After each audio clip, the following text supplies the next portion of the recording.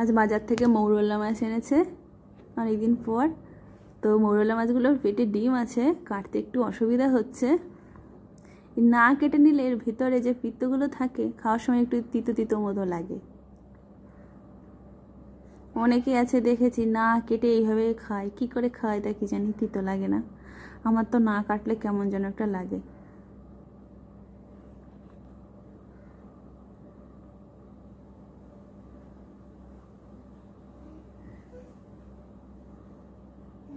এই যে মাছগুলো সব কেটে নিয়েছি আমি, ডিমওয়ালাগুলো আলাদা করে নিয়েছি, আর যেগুলো ডিম নেই সেগুলো আলাদা করে নিয়েছি। যেগুলো ডিম নেই ছোট ছোট, এইগুলো দিয়ে আমি পাতুরি বানাবো।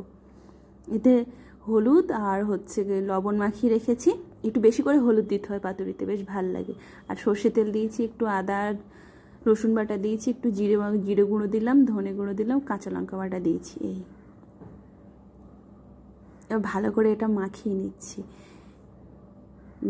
মাখিয়ে কিছুক্ষণ ম্যারিনেট করে রেখে দেবো। তারপরে এবার এই কলা পাতায় ঢালছি। এগুলো কলা পাতায় ঢেলে এটা মুড়বো সুন্দর করে, মুড়ে আর চাটুর ওপরে বসিয়ে তারপরে গ্যাসের ওপরে দেব। হালকা হালকা একটু তাপ দিতে হবে।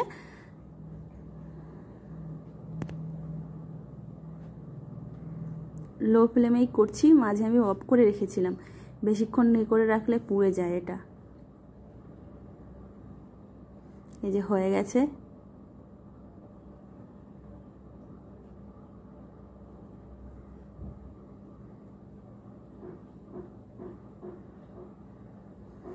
কি সুন্দর যে হয়েছে কি বলবো।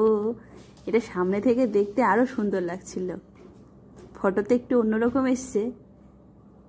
দারুণ টেস্টি হয়েছিল খেতে। একটুখানি দিয়ে যে কতগুলো ভাত খাওয়া হয়ে যায়।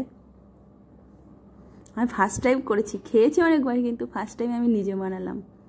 যে আজকে দুপুরে বানিয়েছিলাম সজনে পাতা ভাজা আর অরহর ডাল আর এই মাছের পাতুরি আর একটু লেবু দিয়ে ভাত। সামান্য কিছু আয়োজন, বেশি কিছু করিনি আর কি।